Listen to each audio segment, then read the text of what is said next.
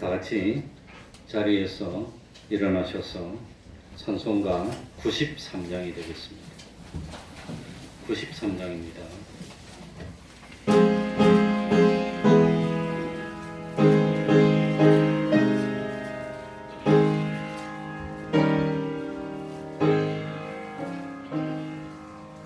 예수는 나의 힘이요 내 생명 되시니 구주 예수 따라가면 죄 중에 빠지리 눈물이 앞을 가리고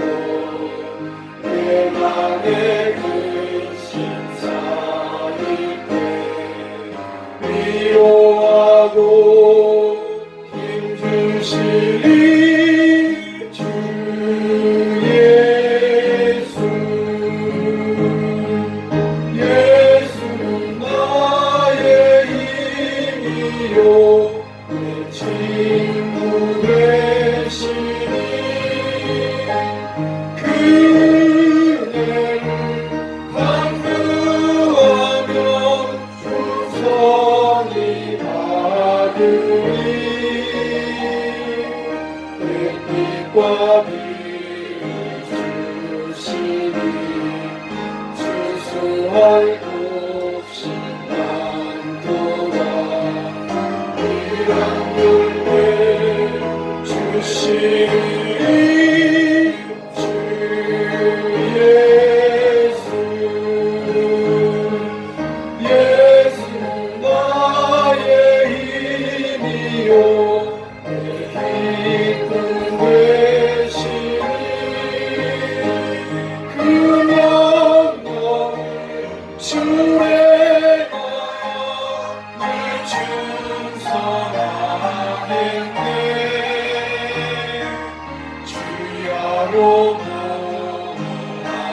하시고 다른 길 가게 하시니 의지하고 나아가리 주 예수. 예수는 나의 힘이요 내 소망 되시니 이 세상을 떠나갈 때 영생 얻으리 한없는 복을 주시고 영원한 기쁨 주시니 나의 생명 나의 기쁨 주 예수.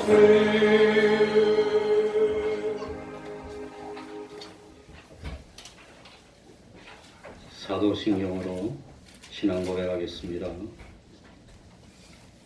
전능하사 천지를 만드신 하나님 아버지를 내가 믿사오며 그 외아들 우리 주 예수 그리스도를 믿사오니 이는 성령으로 잉태하사 동정녀 마리아에게 나시고 본디오 빌라도에게 고난을 받으사 십자가에 못 박혀 죽으시고 장사한 지 사흘 만에 죽은 자 가운데서 다시 살아나시며 하늘에 오르사 전능하신 하나님 우편에 앉아 계시다가 저리로서 산자와 죽은 자를 심판하러 오시리라.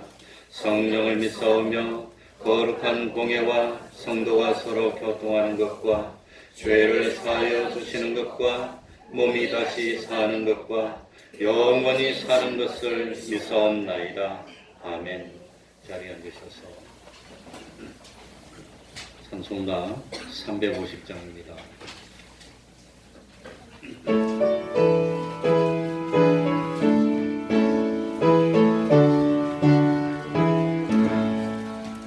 나의 죄를 정케 하사 주의 일꾼 삼으신 새 주의 넓은 산 항상 찬송합니다. 나를 일꾼 삼으신 주 크신 능력 주시며 언제든지 주 뜻대로 사용하여 주소서. 내게 부어주시려고 은혜에 예비하신 주 은혜로 채워주사 능력 있게 하소서. 나를 일꾼 삼으신 주 크신 능력 주시며 언제든지 주 뜻대로 사용하여 주소서. 죄의 짐을 끌어주신 주의 능력 크도다. 나를 피로 사신 예수 내 맘속에 옵소서. 나를 일꾼 삼으신 주 크신 능력 주시며 언제든지 주 뜻대로 사용하여 주소서. 주여 내게 성령으로 충만하게 채우사 생명수가 강물처럼 흐르게 하옵소서. 나를 일꾼 삼으신 주 크신 능력 주시어 언제든지 주 뜻대로 사용하여 주소서. 아멘. 이 시간에는 교동문 41번을 교독하겠습니다. 교동문 41번입니다.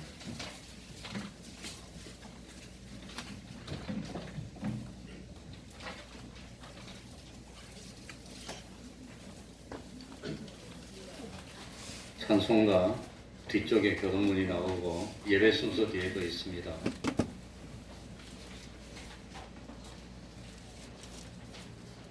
교독하겠습니다. 교동문 41번입니다.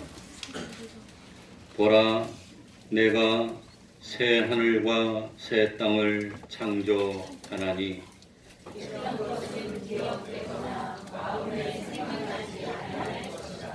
너희는 나의 창조하는 것을 인하여 보라, 내가 예루살렘으로 즐거움을 창조하며 그 백성으로 기쁨을 삼고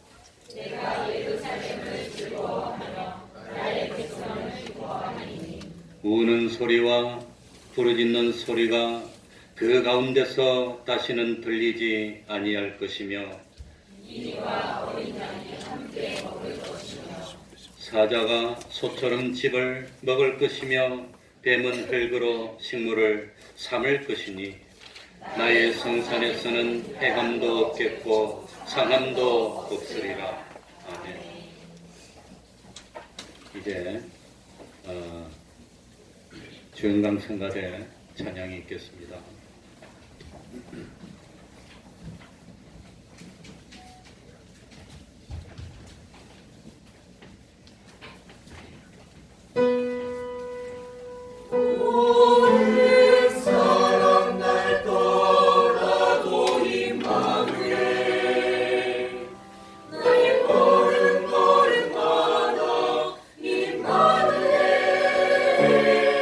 내가 살아있을 동안 임마누엘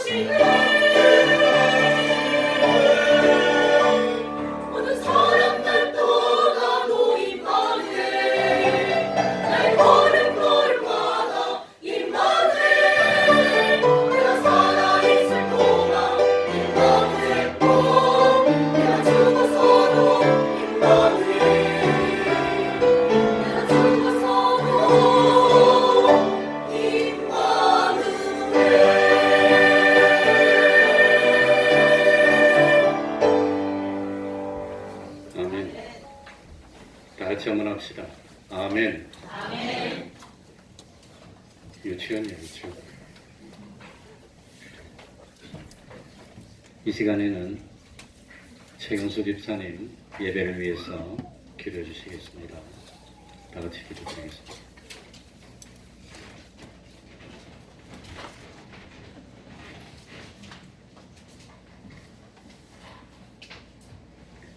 하나님 아버지, 복된 2020년 첫 달 귀한 주일날 예배의 자리로 인도해 주심에 감사드립니다. 구원받은 주의 백성들이 찬양과 경배를 드리오니 이 영광 홀로 받을 주옵소서. 올 한해도 우리의 모든 길을 주님께서 선하게 인도해 줄 줄 믿습니다. 저희들 원망과 불평보다는 기도하게 하여 주시고 여호와 하나님을 믿음으로 의지하게 하여 주옵소서. 우리 하나님은 유효하시는 하나님임을 믿습니다. 마음의 고통과 육신의 질병을 다 치유해 주시고 특별히 저희들 가운데 마음 깊이 자리 잡고 있는 마라와 같은 쓴 뿌리를 주님께서 이 시간 만져주시고 저희들 소망이 넘치는 축복의 해로 힘차게 출발할 수 있도록 은혜를 베풀어 주옵소서. 하나님의 거룩한 손으로 우리 교회를 붙들어 주시기를 기도합니다.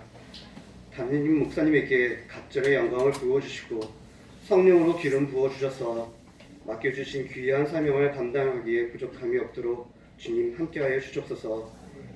이 시간 우리나라를 기도합니다. 우리 대한민국이 하나님을 의지하고 예배하는 믿음의 나라가 되게 하여 주옵소서. 대통령과 유정자들이 하나님을 두려워하고 국민 앞에서 정직히 행하게 하여 주옵소서. 대한민국의 경제와 사회와 교육이 예수님의 이름으로 다시 회복하게 하여 주옵소서. 또한 우리 자녀들에게 지혜와 총명을 더하여 주시고 학업에도 큰 진보가 있게 하여 주옵소서. 또한 우리 성도들이 섬기는 직장과 사업장에서 하나님의 신뢰가 넘치도록 인도하여 주옵소서. 이 시간 담임 목사님을 통하여 생명의 말씀을 듣게 하여 주시니 감사합니다. 전하시는 말씀 위에 건설가 있게 하여 주시고 그 말씀이 우리의 삶의 능력으로 나타나게 하여 주옵소서. 주님 앞에 힘들고 지친 몸 이끌고 나온 주의 자녀들 오늘 주시는 말씀으로 힘을 얻게 하시고 믿음으로 승리하게 하여 주옵소서. 우리 교회와 함께 하시는 하나님 아버지,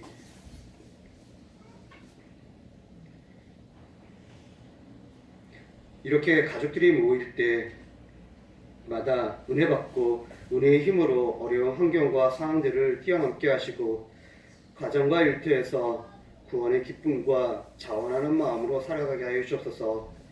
이번 한 주간도 저희들 삶 속에서 복음 전하는 일과 성경 읽기를 생활화하여 하나님을 더 알게 하시며 하나님과 더 가까워지는 삶을 살게 하여 주옵소서. 하나님께서 귀히 쓰시고자 교회 일꾼들을 불러주신 재직자들에게 귀한 사역을 잘 감당할 수 있도록 축복하여 주시고 성령 충만케 하여 주옵소서. 거룩한 주의 날 성전 곳곳에서 예배를 위해 섬기고 봉사하는 헌신의 손길들을 기억하시고 저희들의 삶을 축복하여 주옵소서. 이 모든 말씀 우리 주 예수 그리스도의 이름으로 기도드립니다. 아멘.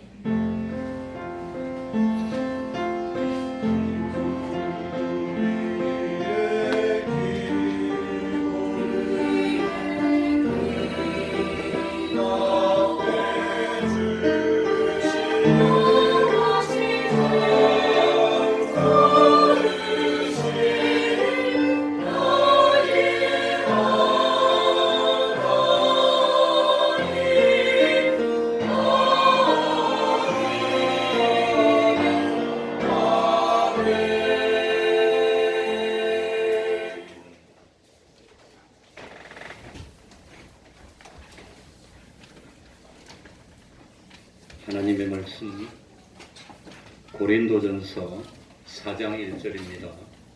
고린도전서 4장 1절입니다. 신약성경 266조입니다. 제가 가진 성경으로는 266조입니다. 고린도전서 4장 1절부터 5절까지를 제가 읽겠습니다. 사람이 마땅히 우리를 그리스도의 일꾼이요 하나님의 비밀을 맡은 자로 여길지어다. 그리고 맡은 자들에게 구할 것은 충성이니라. 너희에게나 다른 사람에게나 판단받는 것이 내게는 매우 작은 일이라. 나도 나를 판단치 아니하노니 내가 자책할 아무것도 깨닫지 못하나 그러나 이를 인하여 의롭다함을 얻지 못하노라. 다만 나를 판단하신 이는 주시니라. 그러므로 때가 이르기 전 곧 주께서 오시기까지 아무것도 판단치 말라. 그가 어두움에 감추인 것들을 드러내고 마음의 뜻을 나타내시리니 그때에 각 사람에게 하나님께로부터 칭찬이 있으리라. 아멘. 사도 바울이 하나님의 감동을 받아서 고린도 교회에 보내면서 오늘날 신앙생활을 하는 우리들에게 보내는 하나님의 말씀입니다. 사도행전 18장에 기록된 대로 사도 바울은 2차 전도 여행을 하면서 고린도 교회를 세웁니다. 바울은 고린도에서 1년 6개월, 18개월 동안 머물면서 복음을 전합니다. 그 결과로 세워진 것이 고린도 교회입니다. 바울은 고린도를 떠난 후에 알렉산드리아 출신인 유대인인 아주 젊고 유능한 아볼로라는 사람이 고린도 교회로 와서 복음을 전하는데 사도 바울은 말이 좀 어눌하기도 하고 그런데 아볼로는 얼마나 말을 잘하고 유식한지 사람들이 그냥 아볼로의 많은 높은 학문 그리고 참 이 달변에 다 넘어가 버렸습니다. 그래서 이 고린도 교회에 아볼로를 추종하고 따르는 사람들이 생기게 됐습니다. 그랬더니 원래부터 이 고린도 교회를 세웠던 바울을 참 좋아했던 사람들과 마찰이 생기기 시작합니다. 그래서 고린도 교회에 파벌이 생겼습니다. 그래 서로 다투게 됐습니다. 그 내용이 고린도전서 1장 11절 12절에 나옵니다. 내 형제들아 글로에의 지편에서 너희에게 대한 말이 내게 들리니 곧 너희 가운데 분쟁이 있다는 것이라. 이는 다름이 아니라 너희가 각각 이르되 나는 바울에게 나는 아볼로에게 나는 게바 베드로에게 나는 그리스도에게 속한 자라 하는 것이니. 물론 고린도 교회에 이거 말고 여러 가지 문제점들이 많이 있었습니다. 그러나 그 가운데 가장 심각한 문제가 뭐냐? 서로 나누어져서 싸웠다는 그게 가장 심각한 문제였습니다. 이런 분쟁을 제일 기뻐하는 존재가 누굴까요? 사단입니다. 마귀입니다. 그래서 마귀가 하는 일이 뭐냐? 분열시키는 겁니다. 이간에서 분열시키는 거. 그게 마귀가 하는 일입니다. 그러니까 이 전투를 할 때 적군을 향해서 총을 쏘아야 되는데 아군끼리 총을 쏘면 그건 전투를 할 필요가 없는 겁니다. 그래서 이 하나님의 감동을 받은 바울은 고린도 교회에 편지를 보내면서 고린도전서 제1장에 제일 먼저 다투지 말고 서로 사랑하고 아끼라고 했던 겁니다. 그리고 하나님의 일꾼된 우리들에게 필요한 것이 뭡니까? 그래서 신년이 되면 매년 첫 번째 주일은 성찬하니까 그렇고 아무튼 그 다음에 기회가 되는 바로 오늘 이 본문을 읽습니다. 그 하나님에게 우리가 어떤 마음을 가져야 되고 하나님이 우리에게 요구하시는 것이 무엇입니까? 그걸 오늘 말씀드리고 싶습니다. 한마디로 하나님이 우리에게 요구하는 것이 뭐지요? 학식이 많은 걸 요구합니까? 기술이 좋아야 됩니까? 재물이 많아야 됩니까? 뭘 요구하시지요? 충성. 뭐지요? 오늘 보면 이제 나오잖아요. 2절에 그리고 맡은 자들에게 구할 것은 무엇이니라? 충성이니라. 매년 했는데 아마도 한 열 몇 번을 한 것 같은데. 그럼 우리 1절부터 읽어봅시다. 과연 하나님의 일을 하는 사람은 어떤 신분을 가지고 있습니까? 1절입니다. 사람이 읽습니다. 시작. 사람이 마땅히 우리를 그리스도의 일꾼이요 하나님의 비밀을 맡은 자로 여길지어다. 사람이, 여기 사람은 누구지요? 좀 유식하게 말하면 불특정 다수라고 그럽니다. 모든 세상 사람들이. 목사는 언제 제일 보람을 느끼느냐? 모르는 곳에 갔는데, 그 모르는 곳에 갔는데 모르는 사람들이 날 보더니, 유심히 보더니 혹시 목사님입니까? 이러면 그건 참 말할 수 없는 보람입니다. 그러니까 다른 사람들이 우리를 어떤 사람으로 여겨야 됩니까? 사람이 우리를, 여기 우리는 고린도전서 3장 22절에 보면 바울이나 아볼로나 게바나 사도, 베드로나 이런 사도들이나 이런 사람입니다. 그래서 바울은 자기 자신을 가리켜서 뭐라고 말하느냐? 고린도전서 3장 5절에 그런즉 아볼로는 무엇이며 바울은 무엇이뇨? 저희는 주께서 각각 주신 대로 너희로 하여금 믿게 한 누구들이니라? 사역자. 거기서 사역이라는 말이 나오는 겁니다. 사역자. 사역자인데 이 사역자를 오늘 읽은 고린도전서 4장 1절에는 두 가지로 설명을 하고 있습니다. 사역자는 첫 번째 그리스도의 누구입니까? 일꾼. 다 같이 그리스도의 일꾼. 근데 일꾼이 무슨 뜻일까요? 우리말로는 그리스도의 일꾼이라고 점잖게 번역했는데 사실 이 원어를 보면 일꾼이 참 일꾼인데 일꾼으로 번역되는 단어가 여러 가지가 있습니다. 그 중에 오늘 나오는 단어는 휴페레테스라는 단어인데 일꾼은 다른 말로 하면 노예입니다. 노예. 그리스도의 누구지요? 노예라고 하는 겁니다. 노예. 종이라고 하는 겁니다. 그러니까 참 노예는 높은 신분입니까? 낮은 신분입니까? 이 노예는 열심히 일하면 월급도 많이 올리고 그러는 겁니까? 일하면 그걸로 끝입니까? 노예는 월급이 없어요. 일하면 그걸로 끝입니다. 그런데 일 잘못하면 어떡할까요? 채찍으로 때립니다. 그게 노예라고 하는 겁니다. 그러니까 하나님의 일을 하는 사역자들은 사실 우리 하나님의 노예라고 하는 겁니다. 그걸 우리 깨달아야 됩니다. 그런데 이 참 휴페레테스라는 노예라는 단어의 원래 의미가 뭐냐? 아래에서 노를 젓는 사람입니다. 배너 영화 봤습니까? 안 봤습니까? 배너 보면 배 제일 밑창에서 노 젓는 사람이 누구지요? 노예들입니다. 그러니까 일꾼이는 저 제일 밑바닥에서 노를 젓는 사람이라는 그런 어원에서 나온 단어가 노예라고 하는 겁니다. 그러니 이 참 옛날에 배는 특히 전투하면 노예들이 수십 명 혹은 수백 명이 앉아가지고 이 한쪽에 그냥 쫙 앉아가지고 그냥 앞에서 북을 탕탕 치면 그대로 젓는 겁니다. 좀 잘못하고 게으르면 사정없이 채찍으로 막 갈기는 겁니다.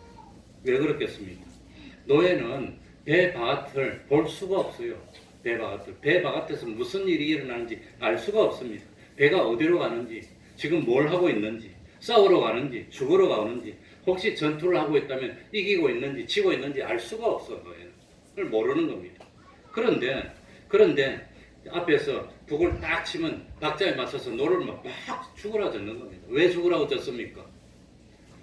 제일 밑창에 있는데 전투를 하다가 저게 포탄이나 뭘 맞아서 밑창에 구멍이 뚫리면 물이 위로 옵니까? 밑으로 옵니까? 물이 어디서부터 찹니까? 자기들이 제일 밑창인데 자기들이 쓰는데 점점 차오르면 제일 먼저 자기들이 죽는 겁니다. 근데 노예는 도망을 못 가. 발에 뭘 채우고 있지요? 쇠사슬로 다 묶어갖고 꼼짝 못하게 딱 채워가지고 딱 잠가놓고 있어. 물 들어오면 자기들이 제일 먼저 죽는 거야. 그러니까 전투의 승패는 얼마나 빨리 달리고 정확하게 달리냐. 그러니까 둥둥 치면 쭉 하고 젓는 거예요. 자기가 안 죽으려고. 그게 노예가 하는 일입니다. 그러니까 이게 참 이 일꾼들에게 필요한 것이 뭘까요? 서로 싸우고 니는 땡기는데 나는 밀고 이라는 대가 어찌 됩니까? 다 같이 죽는 거거든요. 그러니까 이 일꾼들, 노예들, 노를 젓는 일꾼들에게 제일 필요한 것이 한마디로 뭐였지요? 협동입니다. 뭐지요? 협동입니다. 서로 힘을 합하는 겁니다. 안 그러면 다 죽는 겁니다. 제가 이 동네 와서 깜짝 놀란 것은 이 운전하면서 그렇게 이기적으로 그냥 운전하는데 이 좁은 길에서는 다 양보를 하더라고요. 안 하면 다 죽으니까, 못 가니까. 그거 보고 놀랐어요. 우리 아기도 이 가능성이 있구나. 그걸 깨달았습니다. 그러니까 박자가 안 맞으면 배가 빨리 못 나가면 전투에서 죽는 겁니다. 그러니까 이 하나님의 일꾼들은 하나님의 뜻에 따라서 절대로 복종해서 눈은 보는 것으로, 손은 땡기는 것으로, 발은 가는 것으로 착착착착 일을 해야 하나님의 일이 이루어진다고 하는 겁니다. 그러니까 하나님의 일을 하는 그리스도의 일꾼은 대 밑바닥에서 노를 젓는 누구와 같다 말이지요? 노예하고 같은 겁니다. 내가 이 일을 한다고 남들이 알아줄까? 내가 이 일을 한다고 무슨 참 남들이 높여줄까? 상을 줄까? 그런 거 없어요. 막 졌습니다. 막 노를 젓는 거. 그거 말고 주님의 뜻이라면 죽을 힘을 다해서 젓는 겁니다. 막 젓는 거. 그러니까 그리스도의 일꾼들은 자기를 높이려는 마음이 없습니다. 대접받으려는 그런 마음이 없습니다. 그런 마음이 전혀 없습니다. 그런데 고린도 교회의 문제점이 뭐였지요? 자, 사도 바울도 그렇고 베드로도 그렇고 아볼로도 그렇고 그리스도의 누구라 말입니까? 노예입니다. 노예. 그러면 우리가 누구를 높여야 되지요? 그리스도를 높여야 됩니까? 노예를 높여야 됩니까? 그리스도를 높여야 되는데 고린도 교인들은 누구를 높였단 말이죠? 노예를 높이고 있어요. 노예를. 하나님의 노예를 높이고 있다는 겁니다. 그게 문제였다는 겁니다. 어떻게 참 그리스도를 높여야 되는데 나는 아볼로, 나는 바울, 나는 게바 이러고 있으니까 기가 찰 노릇이라고 하는 겁니다. 어떻게 주인 되는 그리스도를 높여야 되지 노예를 높이고 있을 수가 있단 말이냐. 노예를 평하고 있단 말이냐. 있을 수가 없는 일을 하고 있다고 하는 겁니다. 그러니까 바울이 이 사실을 깨닫고 가슴을 칩니다. 너희들이 그리스도를 높이지 못하고 나는 이쪽 노예가 더 마음에 들어. 난 이쪽 노예. 그러고 있으면 말이 됩니까 그게?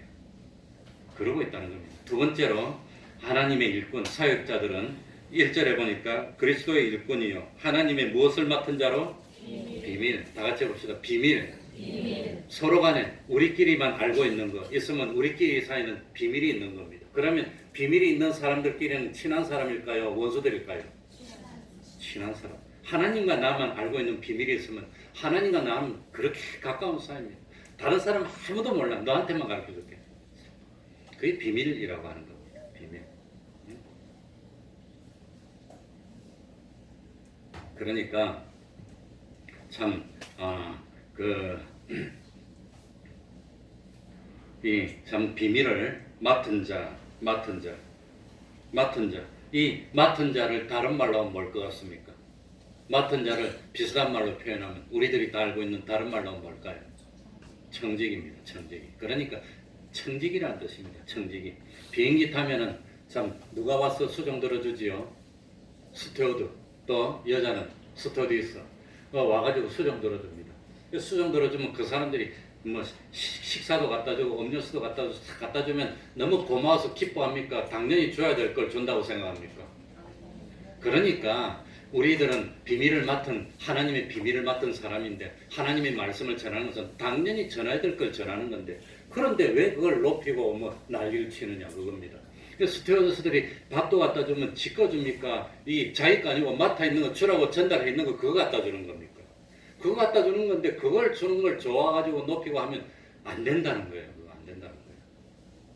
그러니까 누가 스튜어디스들이 담요도 주고 책도 주고 뭐도 갖다 주면 이런 걸 어떻게 주냐고 자기 걸 그럽니까? 당연히 갖다 주는 거 저 있는 거 내 건데 갖다 준다고 여기면 그거는 당연한 일입니다.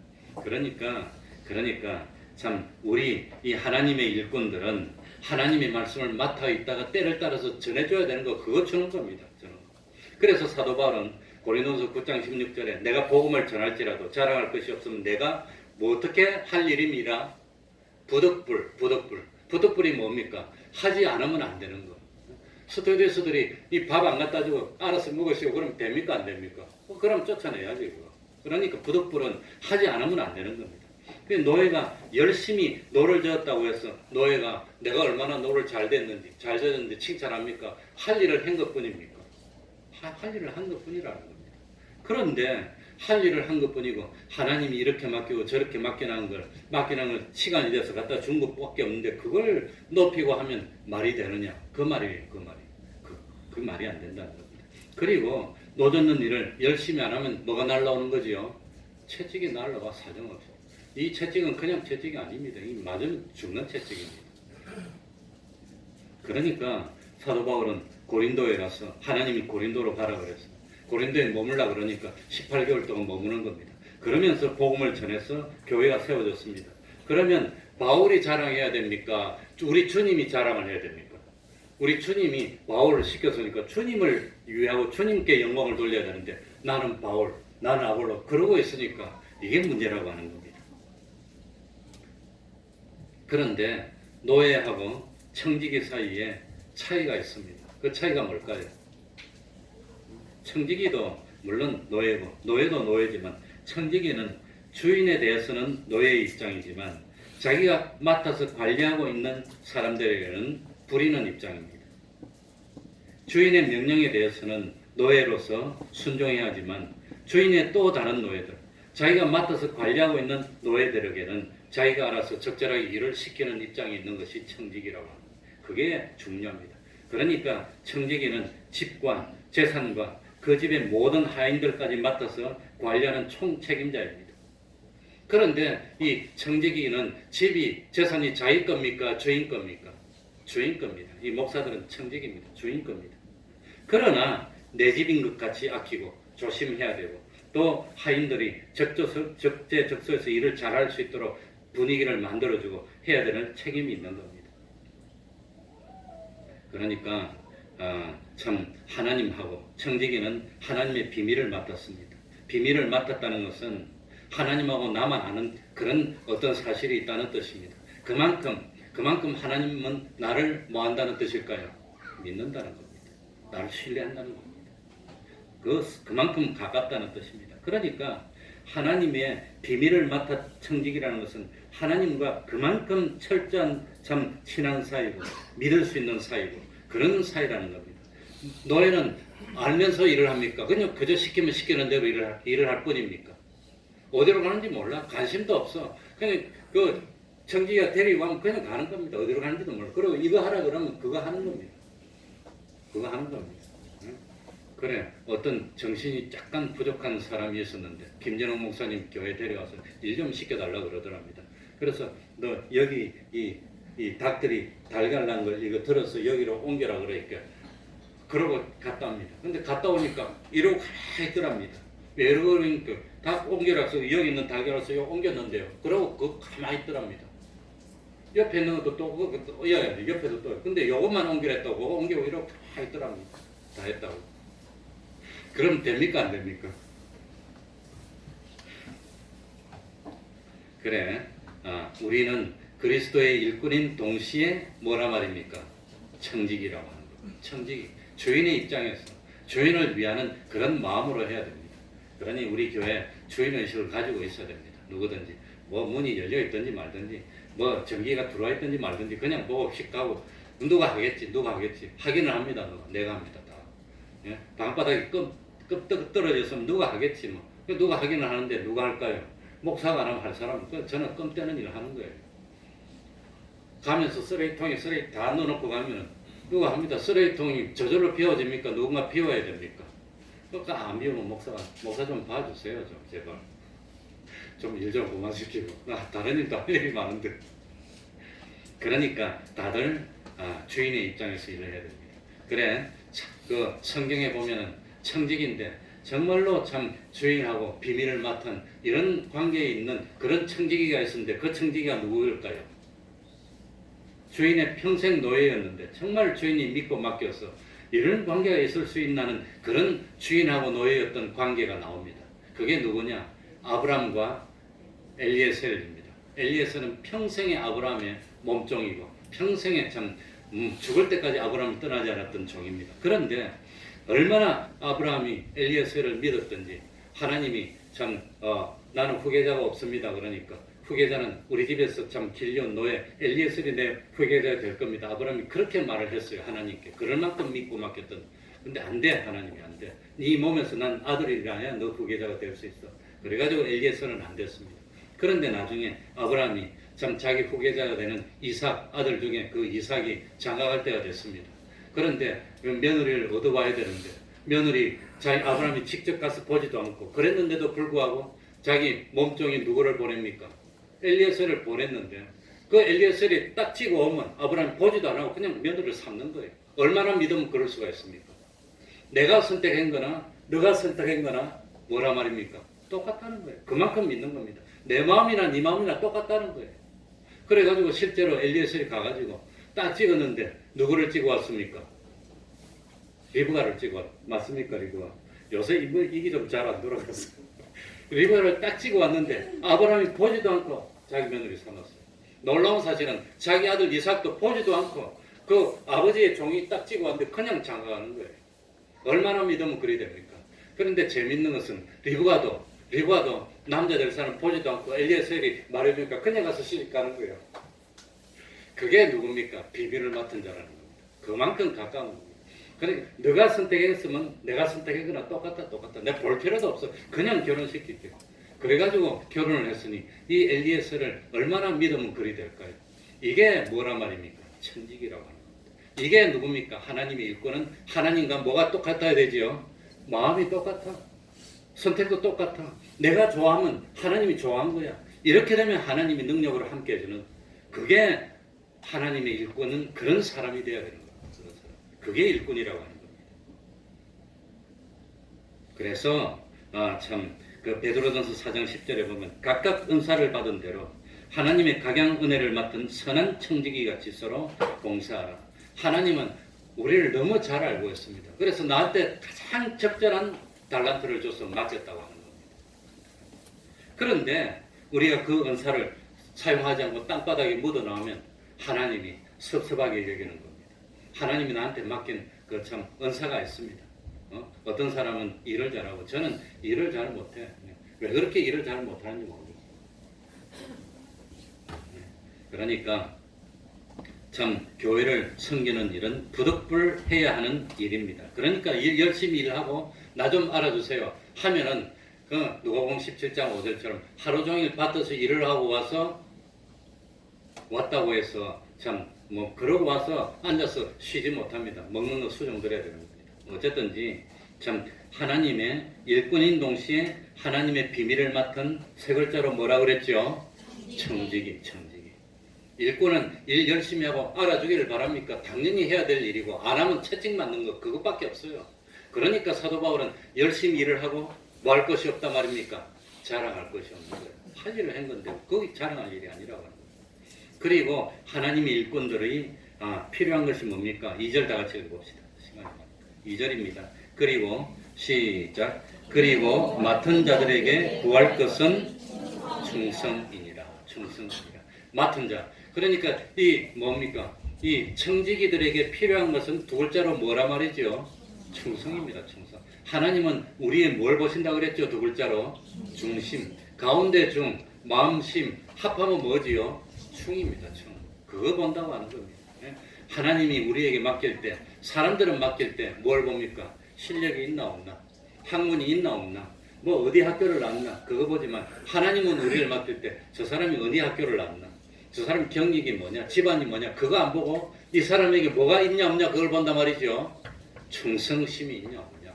하나님께 대한 충성심이 있냐 없냐? 그래 저도 신학교를 딱 들어갔는데 면접하는데 얼마나 떨리는지, 직장 다니다가 사표 내고 시험 치고 들어가는데 그 신학교 불합격 가면 어찌 됩니까? 그래가지고 면접을 딱 하는데 그 면접하고 난 뒤에 그 나중에 딱 하는 말이, 자기들은 면접하면서 두 가지만 본대. 하나는 충성심, 사명감이 있냐 없냐 보고, 두 번째는 그 이 사명을 감당할 만한 그 학문적인 실력이 있냐 없냐, 그 두 가지를 본다고 그러더라고요. 어쨌든지 그러니까 맡은 자들에게는 충성입니다. 충성. 그런데 이 충성을 헬라어로 피스토스라고 합니다. 피스토스를 다른 쪽에서는 뭐라고 번역하느냐면 믿음이라고 번역합니다. 충성은 다른 말로 하면 뭐라 말입니까? 믿음이라고 하는 겁니다. 믿음. 정말로 하나님을 믿느냐? 정말로 하나님이 나를 믿을 수 있을 때 뭘 맡깁니까? 비밀을 맡기는 겁니다. 그러니까 참 정말로 하나님이 보실 때 참 나를 믿을 수 있으면 복을 줍니다. 내가 잘났느냐, 뛰어났느냐, 그건 상관이 없습니다. 아무리 뛰어나더라도 못 믿을 사람이고 충성이 없는 사람이라면 맡길 수가 없는 겁니다. 하나님은 능력이 있습니다. 어떻게 하는 것이 충성일까요? 어떻게 하는 게 충성일까요? 어떻게 하는 게 충성이냐?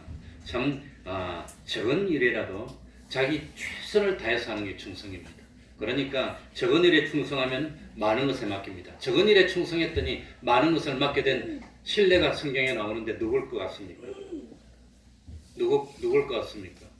처음에 요셉은 보디발의 집에서 충성했습니다. 물론 요셉은 변함없이 보디발의 집에서 충성하는데 얼마나 하나님의 마음에 맞게 충성을 했더니 이 뭡니까? 이 창세기를 보면 이 요셉의 이야기를 보면 하나님이 누구와 함께 하심으로 요셉과 그 표현이 얼마나 많이 나오는지 몰라. 그래가지고 이 하나님이 보디발의 집에 보냈는데 거기에서 충성했더니 애굽의 총리로 만들어졌습니다. 애굽의 총리, 애굽의 아버지를 만들어. 얼마나 애굽의 아버지를 잘 만들어 놓는지. 애굽에서 이 요셉이 무려 80년을 총리를 했는데도 한 번도 의심받거나 실각하거나 그런 적이 없었습니다. 두 번째 또 있습니다. 적은 일에 충성했더니 많은 것으로 맡겨진 또 얘가 있는데 그게 누구지요? 누구지요? 몰라서 말하나 알면서 말하나 누구지요? 다윗입니다. 다윗은 형들은 뭐 면접하러 가든지 뭘 하러 가든지 아버지가 양을 치라고 그러니까 그 양을 참 열과성을 다해서 맡겼더니 나중에 이스라엘 전체를 참 책임지는 왕이 됐다고 합니다. 그러니까 베들레헴 목장에서 양을 치는 목자로 충성했더니 하나님이 온 이스라엘을 다스리는 그런 왕으로 세웠고 왕이 되고 난 뒤에 변함없이 충성했고 요셉도 총리가 되고 난 뒤에도 변함없이 충성하는 이게 충성이라고 하는 겁니다. 또 충성은 뭡니까? 세월이 흘러도 변함없이 참 믿음을 지키는 게 그게 충성입니다. 한 번, 며칠, 몇 번 그거 아무나 다 할 수 있습니다. 그러나 충성이라는 것은 처음 시작에서부터 생명이 끝나는 순간까지 변함없이 참 충성하는 그게 충성입니다. 그게. 그래서 참 마음 아프게도 사도 바울을 도와주던 젊은 일꾼 중에서 데마는 세상을 뭐해서 사랑해서 데살로니가로 가고 말았어요. 그거는 충성이 아니라고 합니다. 그러니까 충성이란 참 변함없이 하나님 앞에 가는 순간까지 변함없이 믿는 그게 충성입니다. 또 충성은 뭡니까? 형편에 상관없이 어려울 때도 힘들 때도 곤란할 때도 변함없이 충성하는 게 그게 충성입니다. 그 결혼 수행할 때 참 뭡니까? 병들거나 뭐 아프거나 늙거나 뭐 부유하거나 가난하거나 그런데 말은 그래놓고 가난하니까 내버리고 그러면 그거는 참 아닙니다. 그러니까 옛날부터 집이 가난할 때 어진 아내를 알아본다 그래서 집이 정말 어렵고 참 위기에 빠졌을 때 그때 아내가 보필을 잘해서 집을 살리는 게 그게 어진 아내랍니다. 또 나라도 혼란에 빠지고 아까 기도할 때도 나라를 위해서 기도하는데 나라가 혼란에 빠지고 외적이 침입하고 어려울 때 누가 납니까? 이순신 같은 충신이 나는 겁니다. 나라가 어려울 때 그럴 때 참 말 안 하고 누가 뭐 보상을 해주나 안 해도 그게 아니라 위하는 거 그게. 그러니까 이 참 어렵고 힘들 때 믿음의 절개를 지키는 게 그게 충성입니다. 그게. 왜 이게 안 도는지 모르겠네.